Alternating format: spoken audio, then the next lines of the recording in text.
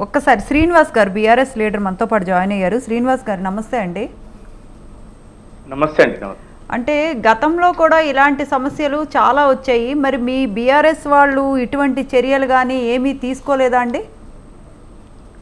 దేనిపైన తీసుకోలేదు. అంటే సినీ ఇండస్ట్రీలో చాలా సమస్యలు ఉన్నాయి. ఇప్పుడు దిల్ రాజు గారిని ఎఫ్డీసీ చైర్మన్గా చేశారు. అంటే మీ బీఆర్ఎస్ వాళ్ళు ఏంటంటే ఇప్పుడు రేవంత్ రెడ్డి అల్లు అర్జున్ అరెస్ట్ని అన్యాయంగా చేశారు, అది కక్షపూరిత చర్య అని బీఆర్ఎస్ వాళ్ళు చాలా గోల్ చేస్తూ ఉన్నారు. నేనైతే దాంట్లోకి డీప్ గా వెళ్ళాలని అనుకోవటం లేదు. ఎందుకంటే అది కక్ష సాధింపు అవంతా కాదు. ఒకటే ఒక సింగిల్ ట్వీట్ చేసిండ్రు కేటీఆర్ గారు. ఏమంటే ఎక్కడో ఆయన ముఖ్యమంత్రి గారి పదం ఉచ్చరించలేదని ఈ చర్చ జరుగుతుంది అని అన్నారు. కానీ తర్వాత జరిగినటువంటి పరిణామాలు మనం గమనించినాం. మొట్టమొదట స్వతంత్ర వీక్షకులకు, మీకు అక్కడ ఉన్నటువంటి పెద్దలందరూ కూడా నమస్తే. జరిగిన సంఘటన దురదృష్టకరం. దాని పట్ల ఏదైతే జరిగినటువంటి పరిణామ క్రమం ఏదైతే ఉందో చిట్ట చివరికి ఒక ముగింపు అయితే జరిగింది. ఆ కుటుంబానికి, బాధిత కుటుంబానికి 2 కోట్ల రూపాయలు వీళ్ళందరూ కలిసి సినీ పరిశ్రమ ఉండి చేస్తున్నా అన్నది. ఇదేదో ముందే చేస్తుంటే ఇంత రాద్ధాంతం ఇన్ని విధాలుగా జరిగేది కాదేమో అనేటువంటిది నా వ్యక్తిగత అభిప్రాయం. ఇది జరిగి ఉండాల్సి ఉంటుంది. ఫస్ట్ మనం మనుషులం, మానవత్వం ఉండాలి.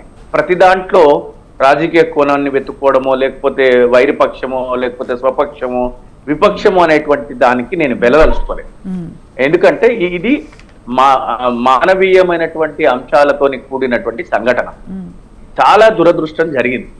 అయితే అక్కడ ఎవరి మధ్యలో కమ్యూనికేషన్ లేదు. దానికి ఎవరు బాధ్యులు?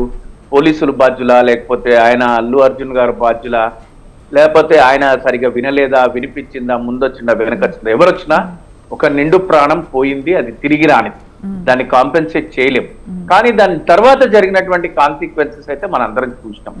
చిట్ట చివరికి ఈ రోజు వరకు జరిగినటువంటి, ఇప్పుడు ఒక కొత్త ముఖ్యమంత్రి గారితో సినీ పరిశ్రమకు సంబంధించినటువంటి పెద్దలందరూ కలిసి ఒక చర్చ అయితే జరిపినట్టు దానితో పాటు ఆ తర్వాత ముఖ్యమంత్రి గారు మాట్లాడిన తీరు, ఆ తర్వాత సినీ పరిశ్రమ వాళ్ళు ముఖ్యమంత్రి గారికి సలహా సూచనలు చేసిండ్రు. లేకపోతే సినీ పరిశ్రమ హైదరాబాద్ కు రావటం, చెన్నై నుంచి హైదరాబాద్ కు రావటం, హైదరాబాద్ లో స్థిరపడిపోవటం, వాళ్ళకు గడిచిన అన్ని ప్రభుత్వాలు, అంటే ఒక బీఆర్ఎస్ఏ కాదు, నాటి చెన్నారెడ్డి, కోట్ల విజయభాస్కర్ రెడ్డి గారి దగ్గర నుంచి నేదురుమల్లి జనార్దన్ రెడ్డి గారు, ఎవరైనా గడిచిన ముఖ్యమంత్రులు ఎన్టీ రామారావు గారి దగ్గర నుంచి ఈ పరిశ్రమ హైదరాబాద్ లో నిలదొక్కుకోవడంలో అన్ని ఇప్పటి వరకు సమైక్య రాష్ట్రంలో కావచ్చు, తెలంగాణ తొలి ముఖ్యమంత్రి గారు కావచ్చు, సినిమా పరిశ్రమ వాళ్ళకి అందరు అనుకూలంగా ఉండి వాళ్ళ కష్ట సుఖాలను తెలుసుకొని ఎప్పటికప్పుడు పర్యవేక్షిస్తూ ముందుకెళ్ళింది. అందరు అన్నారు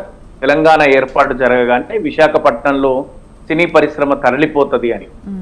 బీఆర్ఎస్ ప్రభుత్వము సినీ పరిశ్రమకు అండగా నిలబడి వాళ్ళకు కావాల్సినటువంటి వెసులుబాటు, సుంకం తగ్గింపు కానీ, లేకపోతే వాళ్ళకు అనుకూలంగా, అంటే ప్రజలలో ఒక భావన ఆంధ్ర వారు ఈ పరిశ్రమకు సంబంధించిన వారు అనేటువంటి పరిస్థితులు కూడా లేకుండా సహకరించడం వల్లనే పరిశ్రమ ఇక్కడ నిలదొక్కుంది. పరిశ్రమ శాశ్వతంగా ఉండిపోబోతుంది. ఇప్పటికీ చాలా మంది మాట్లాడుతున్నారు పరిశ్రమ వెళ్ళిపోతుంది, అట్లాంటివేవో మాటలు వినిపిస్తున్నాయి. నాకైతే అట్లాంటి అనుమానం లేదు.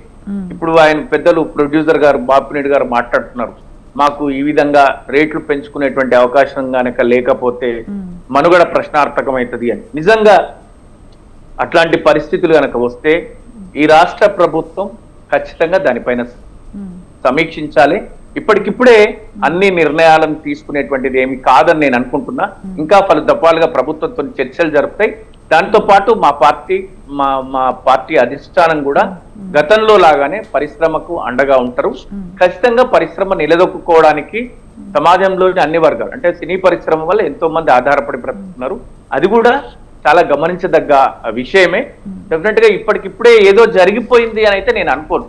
ఇది ఈ ప్రభుత్వంతో జరిగినటువంటి తొలి సమావేశంగా చూడాల్సినటువంటి పరిస్థితి. అంటే శ్రీనివాస్ గారు కొన్ని డిమాండ్స్ పెట్టారండి. అంటే రేవంత్ రెడ్డి గారు డ్రగ్స్ కు వ్యతిరేకంగా హీరోయిన్స్ ప్రచార కార్యక్రమంలో పాల్గొనాలని, అంటే టికెట్ పై విధించే సెస్ ఇంటిగ్రేటెడ్ స్కూల్స్ నిర్మాణానికి ఇవ్వాలని, కులగణన సర్వే ప్రచార కార్యక్రమంలో మీరు పాల్గొనాలని, అంటే ఇవన్నీ కరెక్టే అంటారా?